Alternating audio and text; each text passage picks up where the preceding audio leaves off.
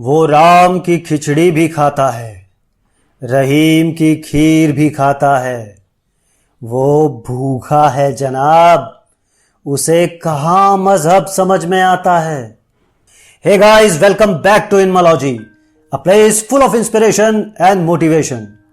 आज एक ऐसी कहानी जिसे सुनकर बड़े से बड़े पत्थर दिल वाले इंसान का भी दिल पसीज उठेगा। दोस्तों, अगर कहानी पसंद आए तो लाइक एंड शेयर जरूर कर देना और ऐसी ही मोटिवेशनल स्टोरीज के लिए चैनल को सब्सक्राइब भी जरूर कर लेना। तो आइए शुरू करते हैं। एक दिन ठेले पर भार अधिक होने के कारण गुलामू उसे ठीक से संभाल नहीं पाया और तेज गति से आते ट्रक से भिड़ गया।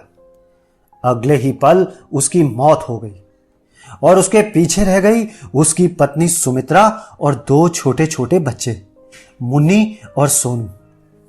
एक तरफ गुलामू का अंतिम संस्कार किया जा रहा था और दूसरी तरफ उसके बच्चे बिलक बिलक कर रो रहे थे।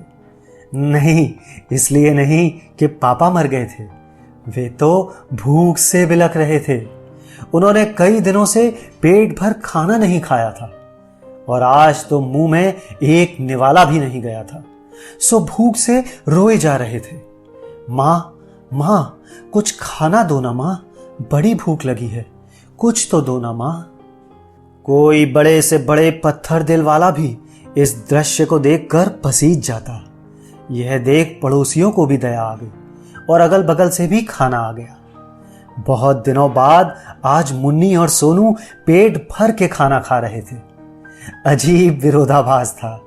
एक तरफ लोग गुलामू की मौत पर दुख व्यक्त कर रहे थे, वहीं दूसरी तरफ उसके अपने बच्चे बड़े चाव से भोजन कर रहे थे।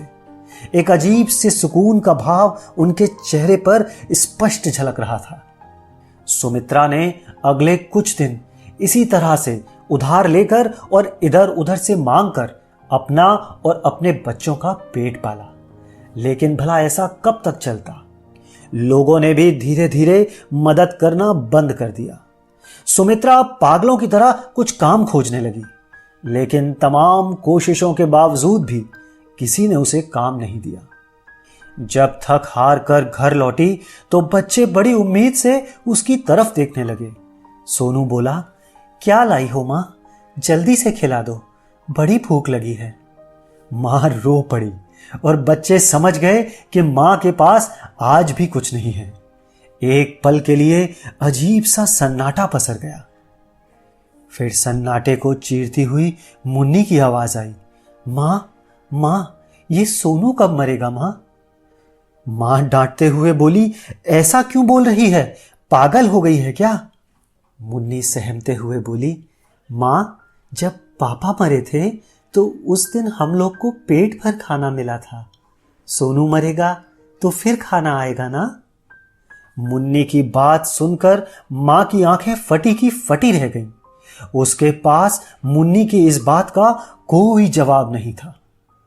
फेंक रहे हो जो तुम खाना, क्योंकि आज रोटी थोड़ी सूखी है, थोड़ी इज्जत से फेंकना साहब, मेरी बेटी कल से भूखी है। दोस्तों, ये सिर्फ एक कहानी नहीं है, ये दुनिया के करोड़ों लोगों की हकीकत है। जिस खाने को हम थाली में ऐसे ही छोड़ देते हैं, वही खाना किसी भूखे के लिए उसके जीवन से भी अधिक मूल्यवान है। एक दिन, बस एक दिन भूखा रहकर देखिए, आप उन तमाम लोगों का दर्द समझ सकेंगे।